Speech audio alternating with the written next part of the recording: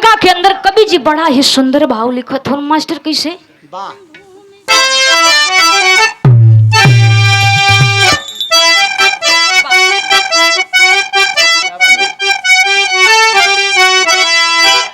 भूमि भूपत विभूषित हुए सौर से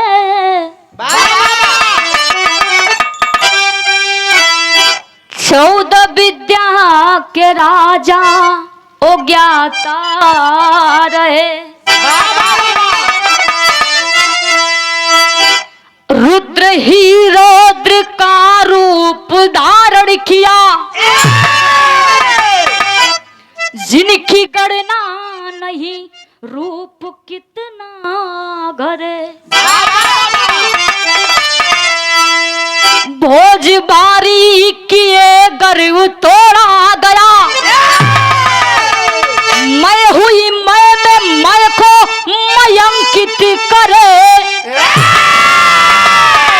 धारा नगरी धरा पर बताया गया कभी महेंद्र कलम सत की ज्योति जले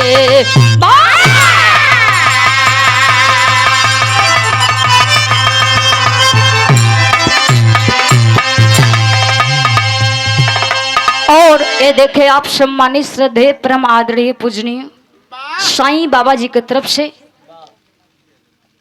बहुत बहुत रुपया देकर सम्मानित किया गया। साईं बाबा के चरणों में प्रणाम हो, सब भैयन के प्रणाम पलगी बा। ऐसे ही आप लोग आशीर्वाद प्यार दुलार बनौले रही। ये देखा भैया ये पैसा ना हो, ये साईं बाबा का आशीर्वाद हो। अगर पैसा ना दबता हमके पैसा नीचे आशीर्वाद लेत रहा देखा ये पैसा का आशीर्वाद हो तो के नुकसान करी। हाँ बस तू ध्यान दे रहा पत्ती पर पत्ती पकड़ा बस। अब बिरहा में बड़ा ही एक लाइन कव्वाली का टुकड़ा लगा था मास्टर।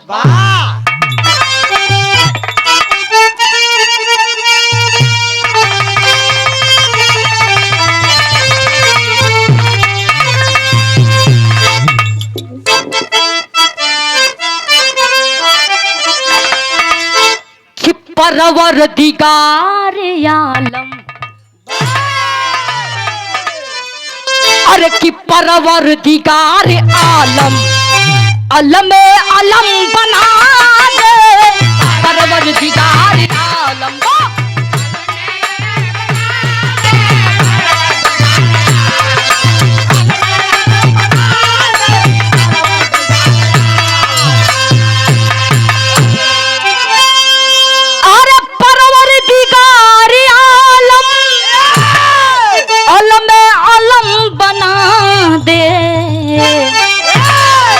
मुझ पे करो इनायत मुझ पे करो इनायत तकदीर को सजा दे मुझ पे करो इनायत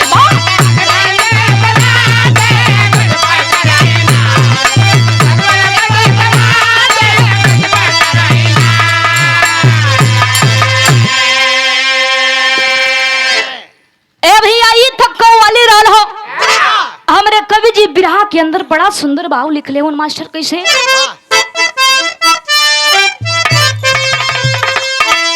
कि राजा थे भोज ज्ञानी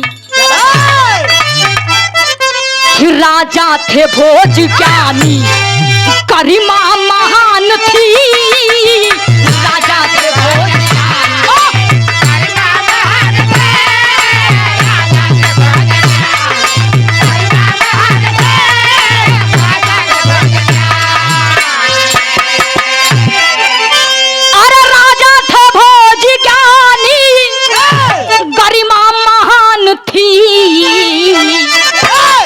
शोहरत में पगड़ी पानी शोहरत में पगड़ी पानी प्रजा परान की शोहरत में पगड़ी पानी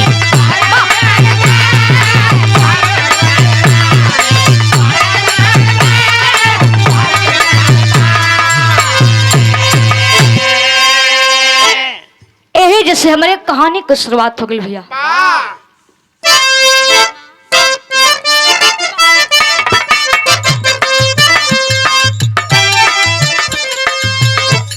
उज्जैन धारा नगरी के भोज भूप ज्ञानी शहरत गगन को चूमती मगन थी राजधानी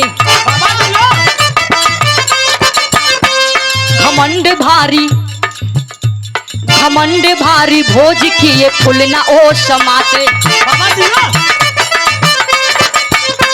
अपने समान कोई वसुधा में ना बताते आया है बाजीगर एक राजा के गेट पे मारो न लात बाबू निर्धन के पेट पे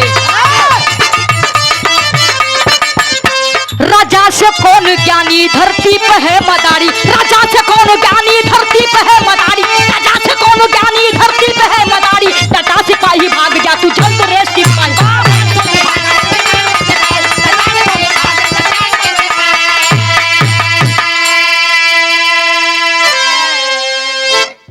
अच्छा तो भैया कहानी पर गौर करो लोग काहे से कि विराग अवलोक का कोनो बड़ी बात ना हो ओकर मेन पॉइंट कहानी होला भैया तो शांति से बैठ के भैया लोग कहानी पर गौर करी जा उज्जैन धारा नगरी का रहे वाला एक राजा भोज थे जो कि उनके पास सौदा विद्या की जानकारी थी लेकिन भैया सौदा विद्या के जानकारी के साथ साथ वो दू ठे बिया कइल रहल दू ठे राजा साहब बा जब राजा ऐसा हुआ तो प्रजा कैसे रही डबलिया दे पहली पत्नी का नाम बतावल गई सत्यवती और दूसर की पत्नी का नाम बतावल गई भानुमती धीरे धीरे समय गुजरत बा एक दिन अचानक राजा भोज के दरवाजे पर मदारी देखावे वाला पहुंचल हवन मदारी देखावे वाला राजा भोज के दरवाजे पर पहुंचल हवन बाबू लेकिन देखो तो भैया राजा महाराजा के घरे दू ठे पहरेदार लगल रहला वो बाला लेके भैया देखो तो बा एक थे ए बगल एक थे ओ बगल ऐसे ही खड़ा कैले रहे केहू आई ना जन करे भैया तो ऐसे लगाई दी हाथ कड़ी अरे तने हिसाब से मास्टर बताओ के चक्कर में देखा तोर मत दिया भैया वो मदारी वाला वही गेट पर सामने खड़ा होवन लेकिन दोनों पहरेदार अंदर नहीं जाए देथू ए भैया दोनों मदारी वाला पति और पत्नी संजोग से बाबू मदारी वाले के औरत का नाम रहा सत्यवती हाथ गोड़ जोड़ो थवन कथन प्रभु ये हमन का रोजी रोटी है यह हमन का काम करल जला यही से हमन का पेट पर्दा चलेला काहे बदे पेट पर लात मारत हुआ जाई तनी राजा साहब के कुछ कला दिखा दे तो कुछ पैसा रुपया मिल जी तो कुछ दिन राशन पताई चली ए बाबू वो दोनों पहरेदार कथन किया रे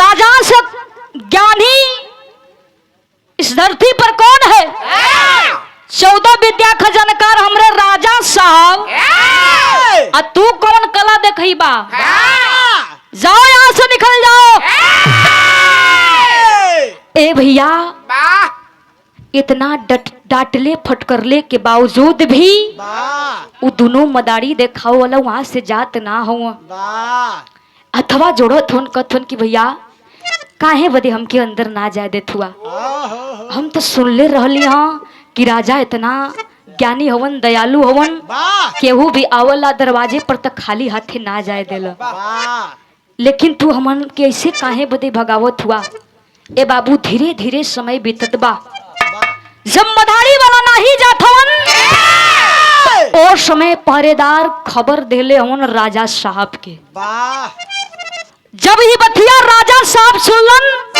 कि दो मदारी गेट के सामने बाहर खड़े हैं बोल रहे हैं कला दिखाने के लिए।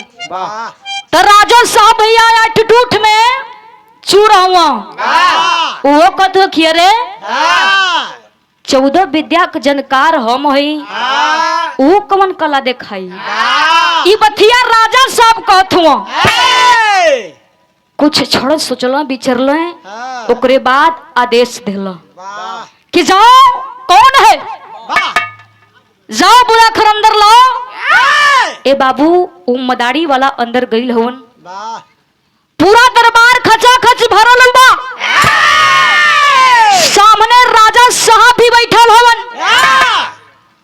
ओ समय जब ई मदारी वाला अपन कला शुरू कैलस भैया त राजा साहब मने मने सोचत का हवन मास्टर यही जे गीत लगत बा।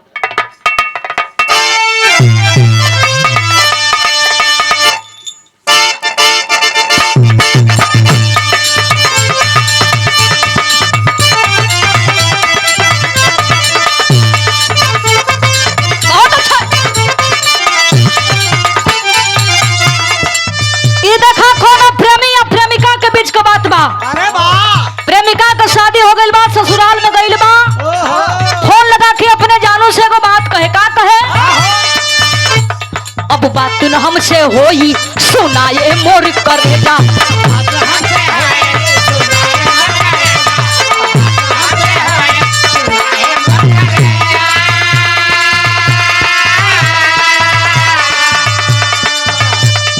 ले बाड़ा तू जवन मोबाइल आके ले जा ले बाड़ा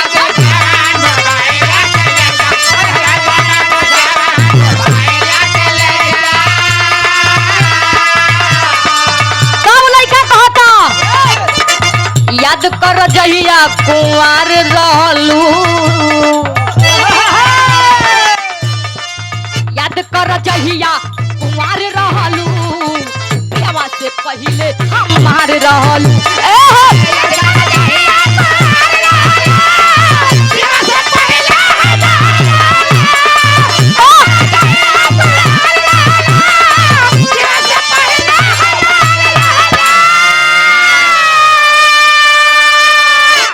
आप सम्मानित परम आदरणीय पूजनीय हमारे साईं बाबा जी की तरफ से अब का करबा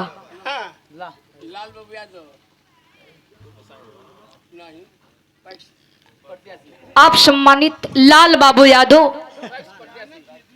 पैक्स प्रत्याशी आप सम्मानित परम आदरणीय पूजनीय आपके ओर से बहुत बहुत रुपया देकर सम्मानित किया गया। चौड़म प्रणाम बा ए भैया ई तक तरज रहल हो ओ समय राजा भोज अपने मन में सोचत कौन भैया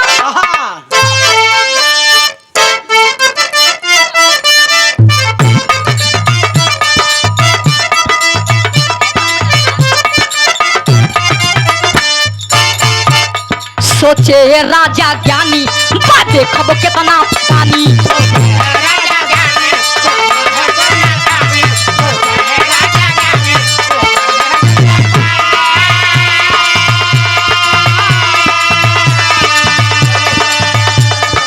अहंकार में शानी ऐसा न अभिमानी अहंकार में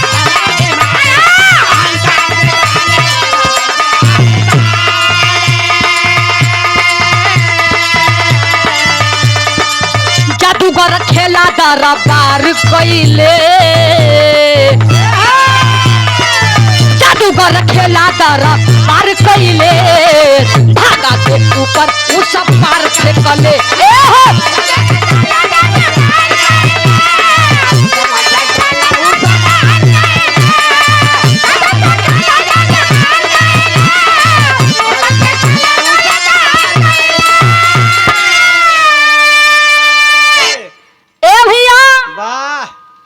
राजा भोज मने मने सोचत विचारत हवन कि इतना हमरे 14 विद्या का जानकारी हो इस सरवा का दिखाई हो अदाड़ी मदाड़ी का जात एकरम देखते ही कितना एकरे में दम है कितना एकरे में पानी है कितना कला ए बाबू मदारी अपन कला दिखावे लगल एक ठे कच्चा धागा रहे भैया ओ धागा के मदारी वाला आसमान में फेंक देलस लेकिन ई बात पर गौर कर लग भैया कि जवन कच्चा रहे, जमीन से 3-4 फुट ऊपर छोड़ले रहे।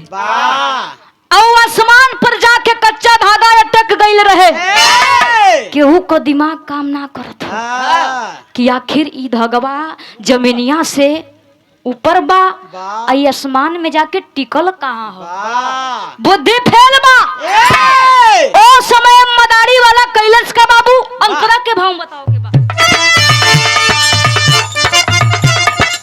धागा पकड़ के ऊपर चढ़े सुबुर सुबुर, राजा समेत सबता के टुकुर टुकुर।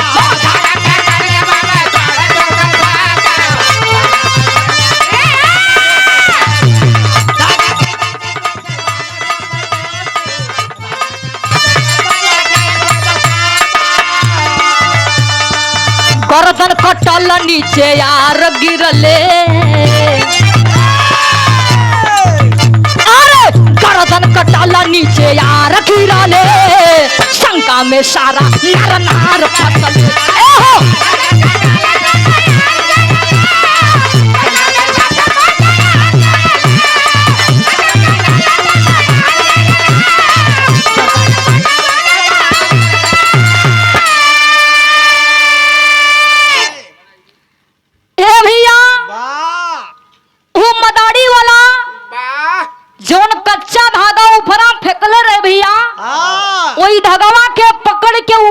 लागल, लेकिन जाए से पहले अपने मेहरारू के राजा साहब के सौंप देलस। इला हमारा अमानत, जब हम ऊपर से आई तब अपने मेहरारू के लेके जाई। जय दिन मन करता दिन तू रख के मजा लाया। सही है भैया। ओ समय मदारी वाला कच्चा धागा पकड़ के ऊपर चढ़े लागल। जबले सबके लौकल तबले ऊपर तकलस भैया। ओकरे बाद मदारी वाला गायब हो गई। केहू का दिमाग काम ना करत भैया कि आखिर ई गइल तो गइल कहाँ। ई धगवो पना अटकल, इहो अटक गइल, आखिर माजरा का कुछ समझ में आवत ना हो। ए बाबू धीरे धीरे समय गुजरत बा। सब मने मने सोचत विचारत होन, बरगे बरगे बैठ के स्थान ग्रहण कई के आ तबले ऊपरा से मदारी वाला का सरवा कट के भुइया गिर गई। अब सर भैया गिरी तो शरीर गिरबे खरी, शरीर और इधर अलग अलग हो गया। ए बाबू देख के औरी सब पागल हो गई कि अरे ई धागा फेंकल सही बात बा, ओके पकड़ के ऊपर चढ़ल वो सही बा, लेकिन एकर मुड़िया कैसे कटल है। एकर मुड़िया कटल है, एकर मुड़िया निचवा गिर गिला, आखिर कुल का होत बा। ए भैया जितनी प्रजा रोली, जितना राज दरबारी रहला, राजा भोज रहला, सबकर बुद्धि फेल सोच में पड़ गईलन। ए बाबू उठाए पठा के दाह संस्कार करे जात होन, तब तक मेहरुआ दौड़ के आई के अपने सैया के साथे सती हो गईली। सती हो गईली। देखा भी अब बात पर गौर करिया लोगन। धीरे धीरे समय बीते लागल। जब शाम का पहरा भइल, कीरी न भी डूबत बा, आ तबले मदारी वाला आए के सबके सामने खड़ा हो गई। अब तो औरी ना केहू का दिमाग काम करत ह। राजा साहब कथन क्यों रे ई मदारी वाला के ओकर आत्मवा या के अगमा खड़ा ह, कि हमके कहीं फसाई ना ना, ई का करत ह। मदारी वाला गद बखिया राजा हमरे मेहरारू के दा, अब हम चली दूसरे ओर।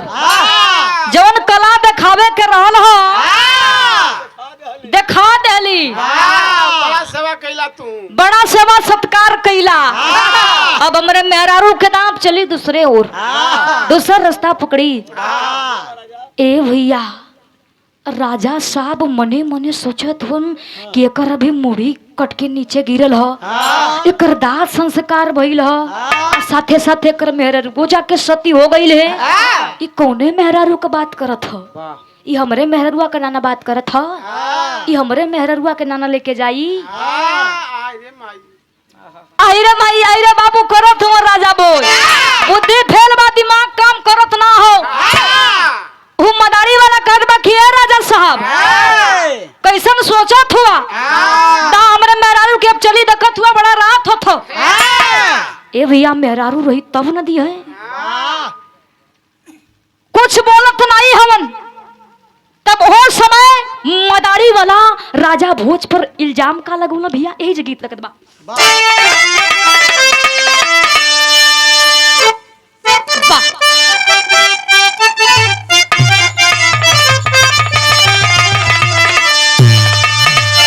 देखा भैया हमरे माता बहनी लोग गावेली बियाह शादी में जब मड़वा में डाल पुजैया होला तो वही समय भैया मेहरारू तिलकरू के जवन मन तवन भैया समगरदा गरियावेली लावेली भैया बराती निखे कहेली का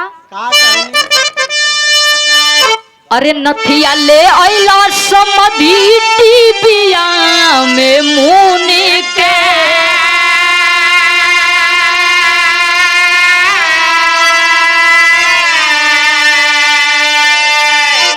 कि नथिया ले आइला समधी बिया में मुनि के आ खोली के देखावा ना त गारी दे बुचुनी के।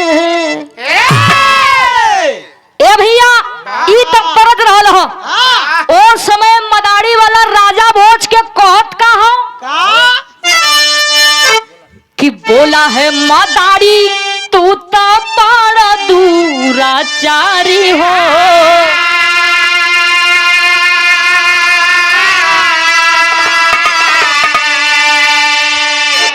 बोला है मदारी अरे तू तो बड़ा दूराचारी हो। आ घर में चोरवले बाड़ा बेदा हमार नारी हो।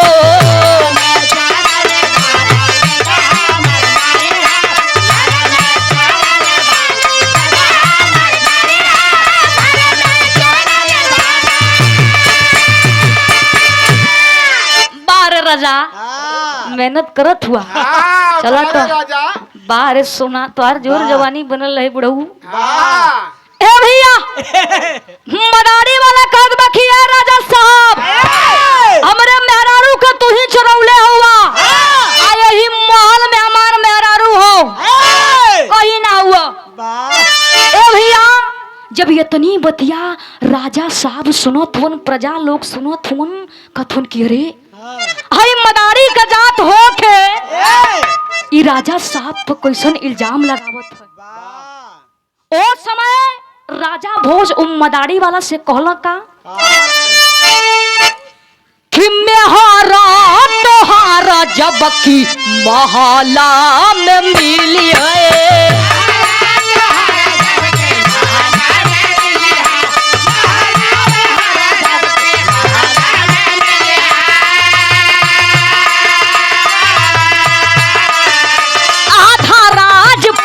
राजा तोहरा के लिखी है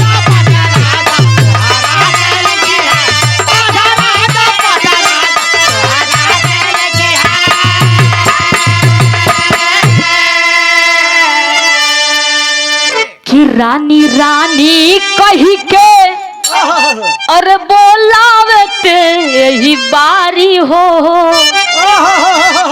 अब महल से में हरया के अरे धइल से कवारी हो।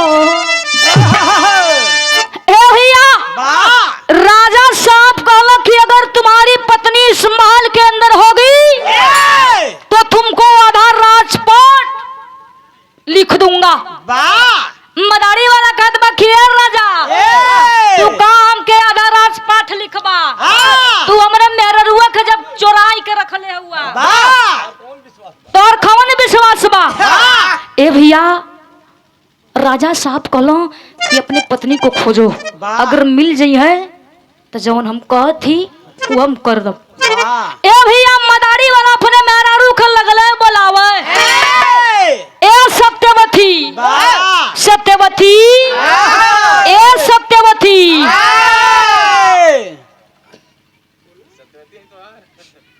वो कैसन अपने में कैसन झगड़ा करत हो। सत्यवती सत्यवती कई के लगले बोलावे। ओ समय बाबू मेहर में ओई माल में से हंसत मुस्कुरात आई के अपने सैया की अकबारी में धइल हलस। अब तो केहू को दिमाग काम ना करत हो। ओ समय बाबू बड़ी का ये जो टेरी लगत बा। वाह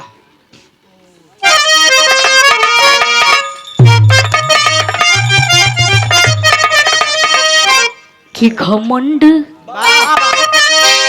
अरे हो घमंड, घमंड चकना चूर हो गईल तर राजा प्रजा के सामने हो गईले बेनूर और बेनूर और बेनूर।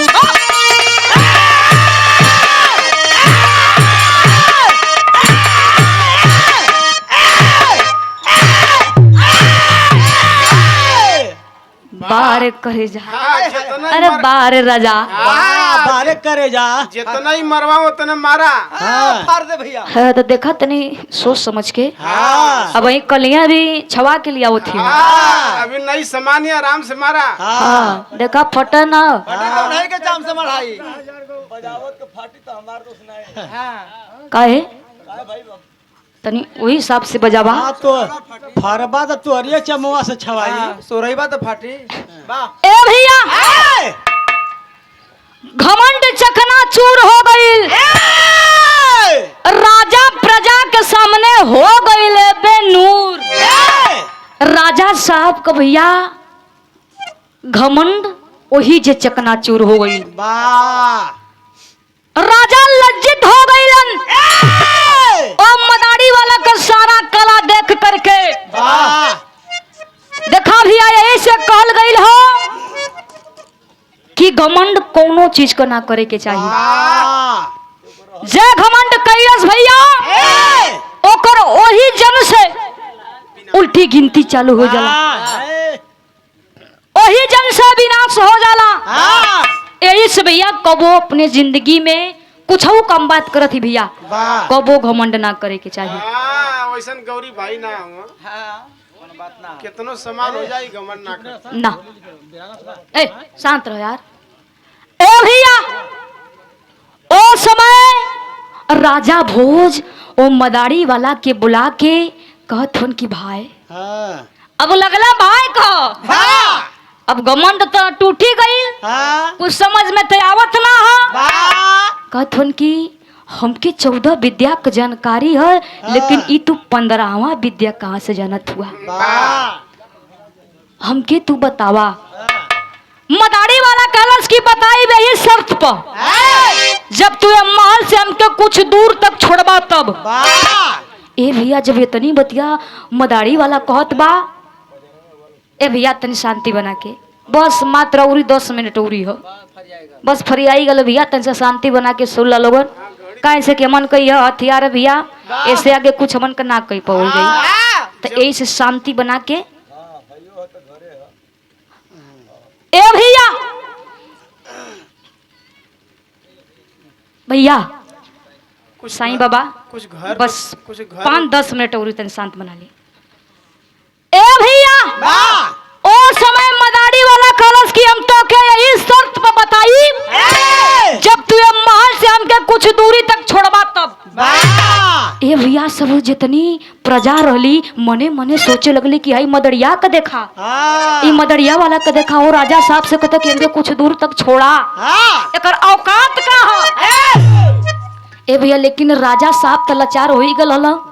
राजा साहब वो मदारी वाला के महल से कुछ दूरी तक लेके जात हवन। धीरे धीरे कुछ दूरी पर पहुंचल हवन। अगवे भैया जंगल रहल, वही जंगल में पहुंचल हवन। पूछत हवन राजा भोज की अब कितना दूर हमको लेकर जाओगे, अब तो हमके बता दा। वो मदारी वाला कहत बा कि तनी सा थोड़ के दूर औरी अगवा चला। ए बाबू थोड़ के दूरवा गईल हवन। तब मदारी वाला कहलन कि तुम इधर ताकू। अपन चेहरवा भैया जब घुमौला तब ले जौन मदारी वाला रहल और जौन उनकर पत्नी रहली अपन रूप धारण कर लेला। असली रूप में आ गईले। ओ मदारी वाला भैया रहे भगवान भोलेनाथ और उनकर पत्नी पार्वती जी रहली। ए बाबू परवा पकड़ के लगले रोए, माफी लगले मांगे। कल प्रभु तू ए भेष में हमके ना जानकारी में गलती हो गल, प्रभु हमके माफ कई दा। ए भैया कहलन कि तुमको 15वां विद्या सीखना है ना तो अकेले सीखना, किसी को बताना मत। ए बाबू ओ समय सारी बात बता दिलन कि उन्हीं कुनी जइहा तो के 15वां विद्या सिखाए दी है। ए भैया जब घरे अइलन तो ओ समय राजा भोज कैला का मास्टर यही जे गीत लगत बा।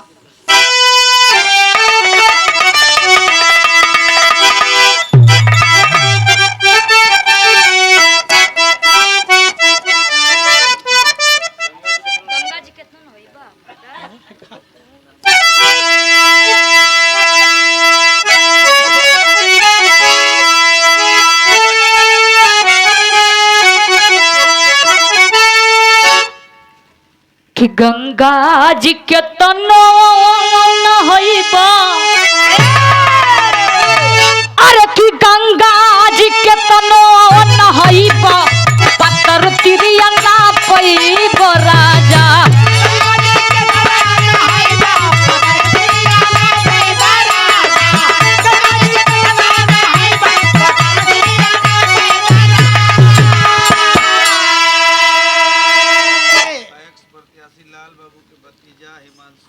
और पैक्स प्रत्याशी लाल बाबू के भतीजा हिमांशु बाबू की तरफ से इस आदर 101 रुपया देकर पुरस्कार दिया बाबू की तरफ से।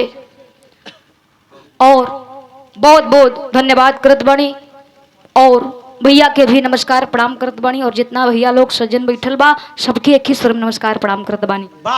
ए भैया ये तक तरज बा उस समय भइल का कि अमर गुरु मिल गईल बनवा, अरे कि अमर गुरु मिल गईल बनवा ई के नमा के सिखले हराजा।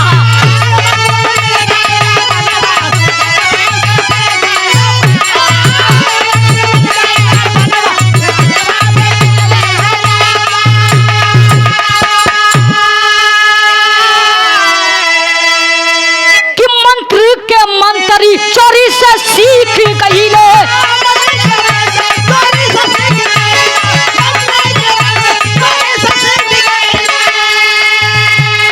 वापस आवे में विद्या के सीख गईले।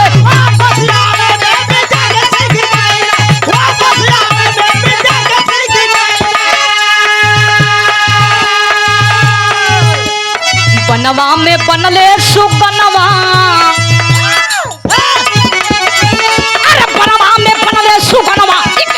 सिखले हर राजवा।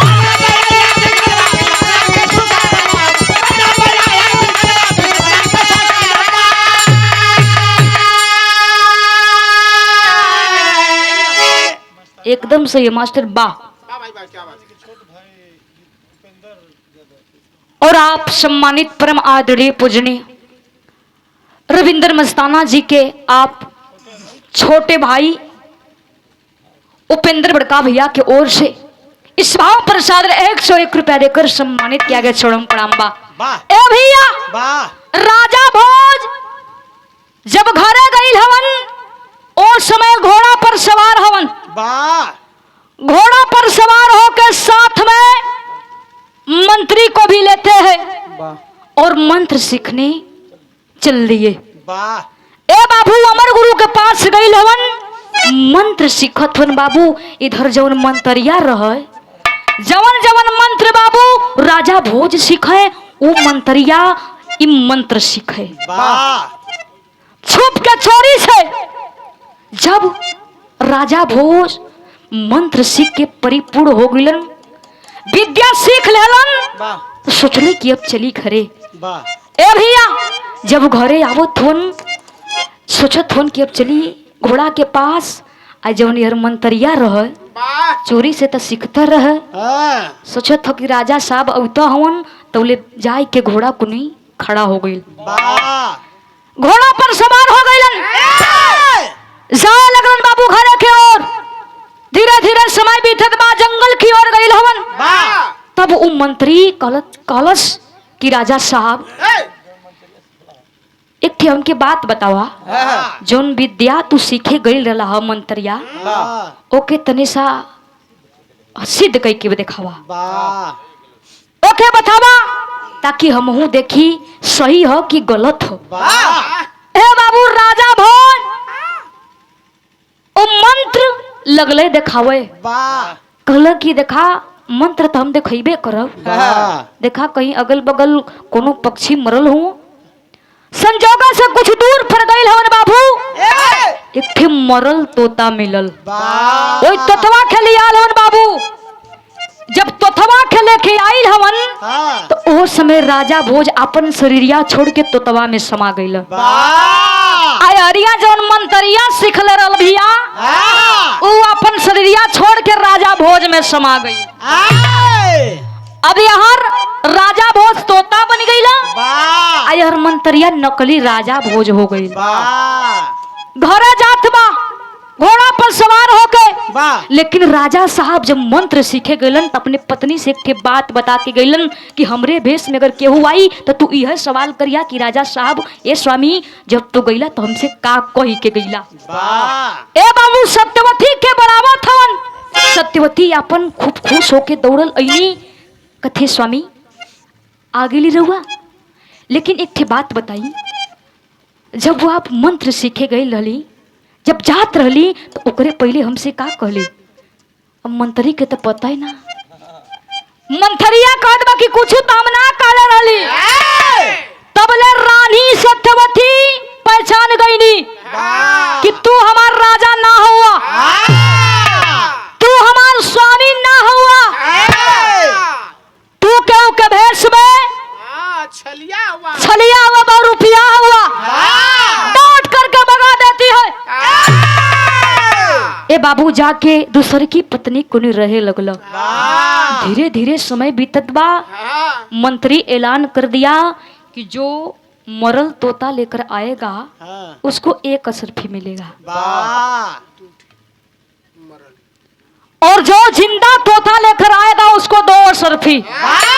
ए भैया सब सोचे लगल, मने मने विचारे लगल कि ही रजवा सनक ना न गयल, ई कैसन मरल जिंदा तोता मांगत हो, चला लिया के देवे में का होत हो, ओकरे बदले में असरफी मिलते हो। ए बाबू जंगल में गइल हवन,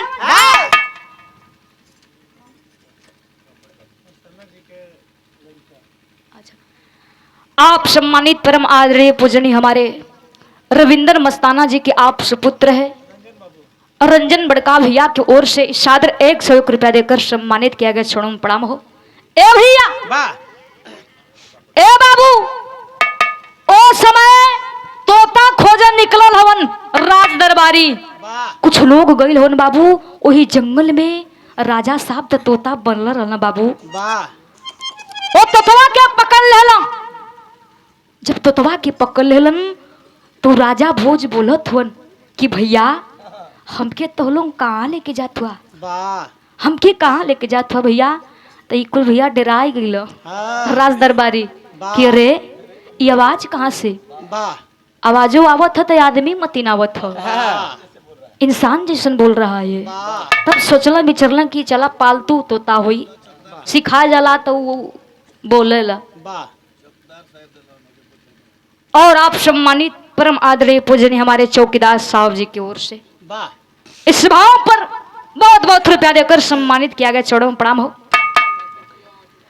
ए भैया ओ समय उत्तवा के लेके जात हवन तो राजा साहब कहला कि एक लेके जात हुआ करे बदले में का पैबा? वो कहला कि ई राजा साहब का आदेश है कि जे जिंदा तोता लेके आई ओके 2 गो सरफी आ जे मरल तोता लेके आई ओके एगो असरफी। राजा भोज कहल यानी तोता कहलन कि तू 2 गो के फेरा में का पड़ल हुआ, तो कि हम 10 गो असरफी देव, खाली चंदा साहूकार के घरे पहुंचा दा। ए बाबू चंदा साहूकार के घरे पहुंचा देला, ओकरे बदले में उनके 10 असरफी मिल गई। धीरे धीरे समय बीते लागल। राजा भोज कहलन कि भैया प्रभु हमके हमरे पत्नी तक पहुंचा दा, हम राजा भोज हई। ए बाबू उ जौन चंदा साहूकार रहल पैरवा पर गिर गई। कहल प्रभु तू ये भेष में तू कैसे बन गईला? अपन सारी बात बतौलन बाबू। वो तोता के छुपा के सत्यवती के पास लेके गई हवन। सत्यवती दौड़ल भागल ऐनी बाबू, तोता तनी सा बोल देला तौले सत्यवती पहचान गईली कि ई तो हमार स्वामी हवन, ई तो हमार राजा हवन। ए बाबू घर में लेके अली, सारी बात राजा भोज बतौला अपने पत्नी के कि हमरे संगे ऐसन ऐसन घात भइल बा, उ मंत्री हमरे संगे छल कइले बा, ऐसन ह कि एक दिन ओके बुलावा। ए बाबू भइल का आधा का भाव लगत बा।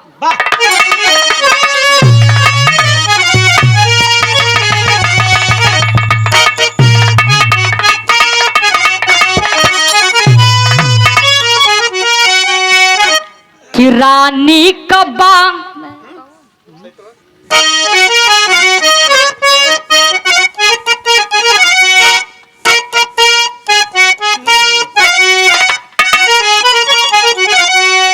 रानी का बात सुन के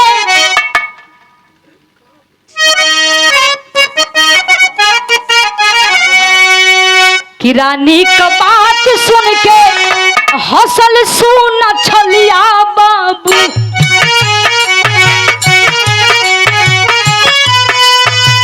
मरले कबा कारा होते हालस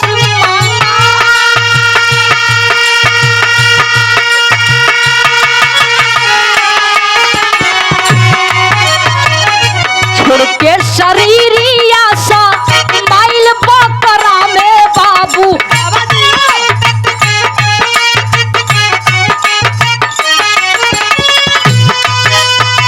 मौका पाके भोज गईले ताना में समा।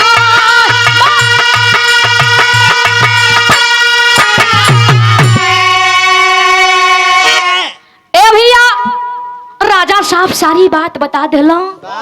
कहलो कि सत्यवती तुम उस ढोंगी पाखंडी जो मंत्री है उसको तुम अपने कक्ष में बुलाओ। आ तू यह बात कहिया कि स्वामी तो के चिन्हे में बड़ा दिन लग गई, बड़ा समय बीत गई है। ए भैया यह राजा भोज तैयार हवन सारी बात कही के। सत्यवती बड़ा खुश होके उ मंत्री के बुलौले है, हाथ जोड़ के कथी प्रभु हमसे बड़ा दिन हो गई, तो के चिन्हे में इतना साल बीत गई लेकिन हम तो के पहचान नहीं पौली। चला घर में कुछ पर प्रसादी हो जाओ। हमसे बहुत बड़ियार गलती हो गई बा, हम ना जान पौली है कि तू हमार राजा हुआ, तू हमार स्वामी हुआ। ए बाबू वो मंत्रिया ओके खुशी को कोनो ठिकाना ना हो। मने मने सोचत बा कि पहिल की पत्नी तो मिलली रहे, अब दूसर की पत्नी मिल गई, हमार भाग जाग गई। अब वो मंत्री के का पता कि हमार भाग जागत है कि हमार कर्म फूटत है, ओके समझ में आवत ना हो। तब रानी सत्यवती कली कि प्रभु स्वामी जमन तू विद्यावा सीखे कइल रहा हो तनी विद्यावा की सिद्ध कई के देखो था। वो मंत्री राजा भोज अपन खुश बा, कहत बा कि अरे हसद बा कि ऐसन कैसन बात तू करत हो, हम अब देखा दे। लेकिन एगो बात बा, कहीं से देखा कोनो मरल जहाँ मरल कोनो जानवर होको तलिया बा। ए बाबू संजोग से कुछ दूरी पर गई हवन, मरल एक के बकरा लिया हवन। ई अपन मंत्री कला दिखावा लगल। यार राजा भोज तैयार हवन, मंत्री अपन शरीर छोड़ के बकरा में समा गई। जब रावण राजा भोज रहला अपन शरीरिया छोड़ के अपनी तन में समा गई और भैया मंत्री बकरा बन गई। आ राजा भोज अपने तन में समा के राजा भोज हो गई। वाह हेलो ए भैया वजह बड़ा कम हो गया। हेलो जितना रतिया उतना कम हो कोई ऐसा धीरे धीरे भैया बैठवे करी। हां ए भैया राजा साहब ऐलान कर दिए कि इस बकरा को मेन गेट के सामने बांधो और जो इसके अंदर जो महल के अंदर आएगा बकरा को मार कर जाएगा। बाबू भाई लगा यही जा खड़ी का भाव लगत हो।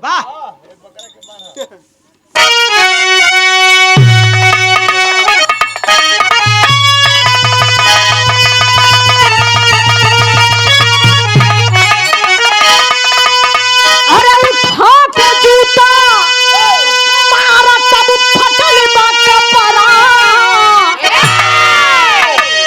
तो छोड़ा ले तू खरा में धारतिया मन करी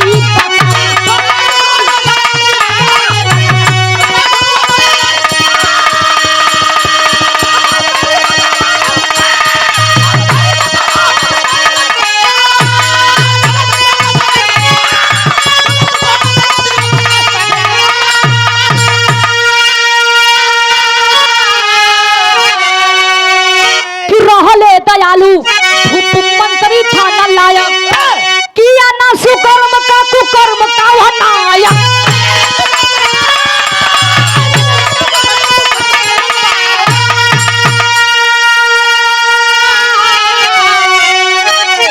तब मेन गेट पर कायम आज ओ कर मकबरा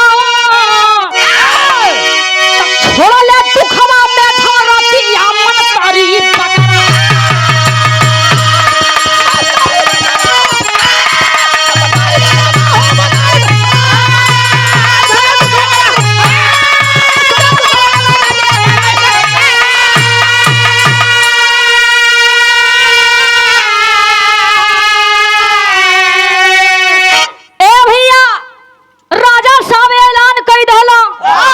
अब भैया तो जितनी प्रजा रहलो गुस्सा में तो लाला रहलो कि सरवाई मंतरिया रहलो मन के चुतिया बनौले रहलो तो ताई है मांगत रहलो।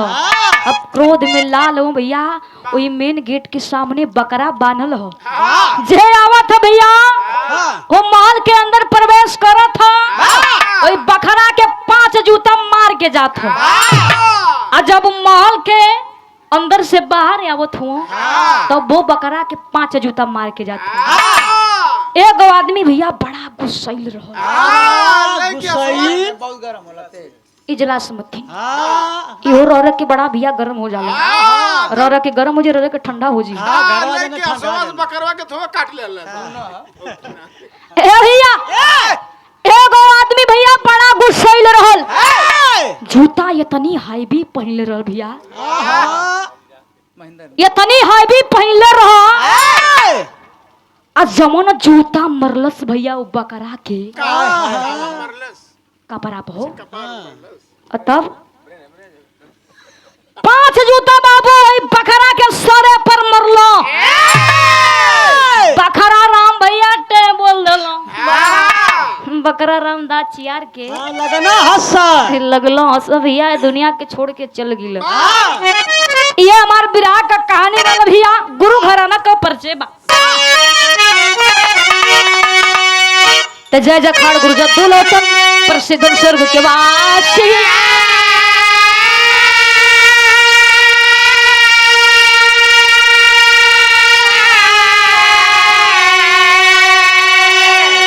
स्वर्ग बचे श्री नारायण और जो की थे सन्यास